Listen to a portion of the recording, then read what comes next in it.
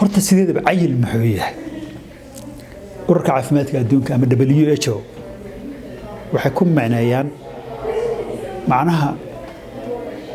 baruur badan markay jirka foosho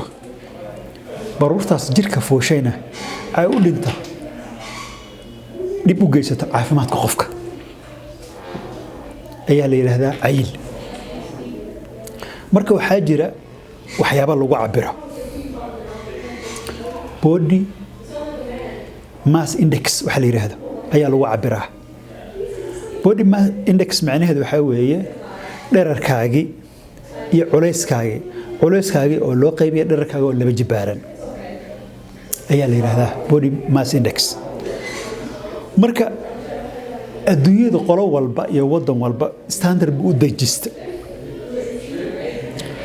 waartay dad baa waxa weeye waa dhaadheer yihiin dadka ku nool wadankaas waa la xoog badan yihiin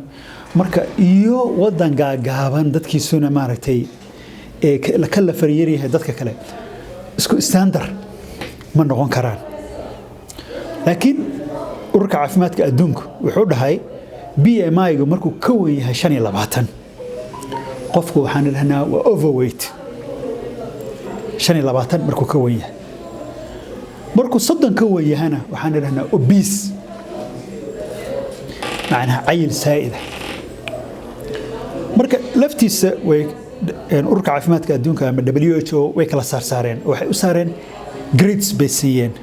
kaba soo qaad grade 1 waxay dhaheen waa 25 up to 29.9 bay dhaheen grade 2 oo kale waxay dhaheen waa 30 up to 39 grade 3 waxay dhaheen waa wixii 40 ka weyn marka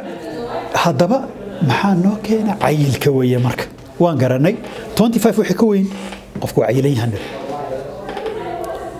macnaha cayilkuna waxa weeye waa excessive fat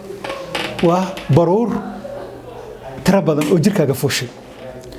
baruurtaas oo wax u dhimaysa caafimaadkaaga inta wala garad Soomaa haddaba maxaa noo keena qofku cayila excessive food intake balida raashin badan qofka qaata exercise ma jiro oo wax beeraatee dhaqdhaqaaqa ma jiro waa ku guraa waa la fadhiyaa mararka qaarkood waxaa jira waxaan ugu yeernaa genetic accessibility dadka qaarkood waxay u fudud yihiin inay cayilaan iyo fudud yihiin waxa kale oo soo raaca waxaan ugu yeernaa endocrine disease ama hormoonada markuu cudur ahaan ku dhaco ama cudur ay qaadaan ayaa mararka qaarkood waxaa dhaca inay faad badan u jirka uu ururiyo tusaale yar haddaan ku soo qaato Cushing disease oo kale waxaan ugu yeerno waa aragtay dad waxa waaye moon face bay leeyihiin buffalo hump waxaan ugu yeerno ama wajigoodu waxa waa sida bisha oo kale Chinese waxa dhahaa Manuelian Shoinyobe buffalo hump macnaha waxa weeye waa Cushing disease ayaa keena macnaha waa endocrine ama hormoonki oo qaldamay waxa kale soo raaca medication kaba soo qaad qofkii waxa laga hayaa kaliyaha laga hayaa wuxuu qabaa chronic glomerulonephritis buu qabaa ama nephrotic syndrome buu qabaa marka daawada lagu dayo waxa kamid ah steroidka kamid ah kaba soo qaad prednisolone baan siinayaa marka daawadaas maxay sababaysaa in faadkii macnaha ama baruurtii ay jirka meela kala duwan ka tagto inay caloosha kaliyeed fariisato inay halkaa fariisato inay wajiga fariisato lugihii ay macnaha meeshii jirka inaysan si isku mid ah baruurta aysan u wada fariisan ee meelo kala duwan ay tagto waxa kamid ah mental disorders dadka maskaxda maartay ka jiran dadka waalan waaragtay daawooyin baa la siiyaa mararka qaarkood anden raashin badan bay cunaan qofku uu xanuunsan yahay maskaxda laga hayaa raashin badan buu qaadanayaa ayada lafteeda marka waxay keenaysaa qofku uu cayilaya qof sidee buu u jaraa sidee baan u daweynaa iyo marka daweyntii baa timid oo cayilka ku saabsanayd okay waxaan ka raacaynaa meesha ayada ahayd wixii keenay waxaan excessive intake of food raashin badan baan qalalab ku siinaynaa dee raashinka yaree bilaash kuma candhuufteeda ii macaaniyo no ma jirto waxaas waxaa weeye qofkii raashin badan buu ka dhargay sidaasuu ku cayila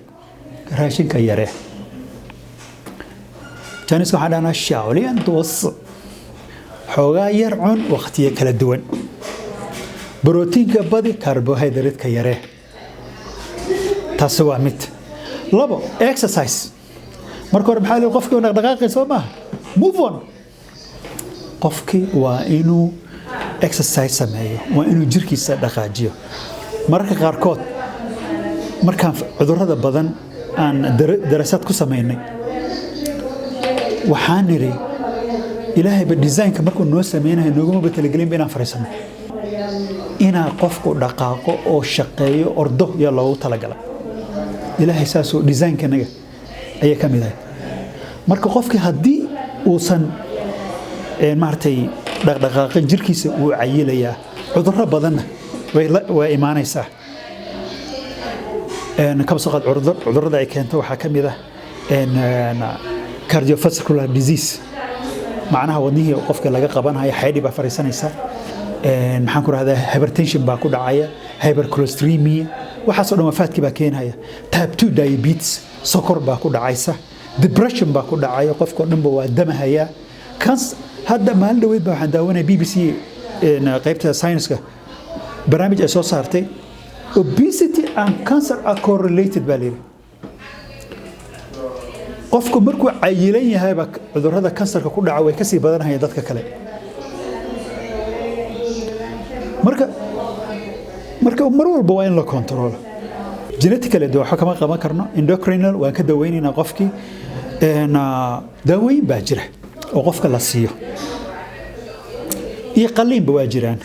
daawooyinka inta badan waxaan u kala saarnaa laba nooc qaar maskaxdaada ay la shaqeynayaan oo waxay ka ilaalinayaan maskaxdaada waxay leedahay waa dhargi si aan raashin badan u qaadan qaarna mindhicirka la falgalahayaan oo mindhicirka ayay ka ilaalinayaan inuu qofkii wixii nafaqada lahaa qaato ama dufankii qaato sidaa daraaddeedna weydka lagu kontrolo waxa kaloo jira qaliinadaas waxaa ka mid ah gastric ballooning waxaan ugu yeerno calooshiiba inta waxa laga dhex gelinayaa balloon ayadana macnaheedu waxa isku soo wada duubaxay waa inuu qofkii inuu dharagsan yahay uusan wax badan qaadan waxaa jira gastric bypass surgery waxa la dhaho oo calooshii qayb dhan laga gooynayo xogaa yar lagu soo reebayo si aan wax yar lagu guro waan baranay physics meeshu waxa walba meeshay ku yaryihiin baa la aadaa space yaa la aadaa marka caloosha waarta area badan bay leedahay meelahana waxaa weeye meelaha faadka uu ku badan yahay jirka maxaan ku rahdaa caloosha xuub oo dufanaha dul saaran waa meesha ugu dufanka badan bay ka mid tahay calooshu maxaan ku rahdaa dusheeda sidaa daraaddeed faadkii meesha ayada ahayd ayuu wuxuu ku sameynaya accumulation oo ku badanaya sidaa daraaddeed ayay dadku calooshu ula soo buurataa midda kale qofku markuu raashinka excessive-ka qaato dee calooshu waa muruq dee way sii weynaanaysaa marka la gooyo dadka saas maartay calooshii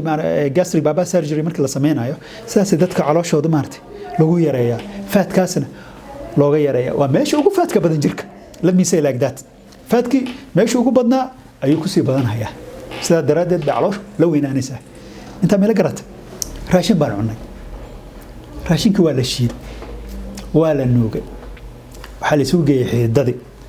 wixii carbohydrate-ka ahaa inta jirka isticmaalhayay maahane insulin baa intay soo sidiyeyso ayaa qaar waxaa lagu kaydinaya beerka ase glycogen storage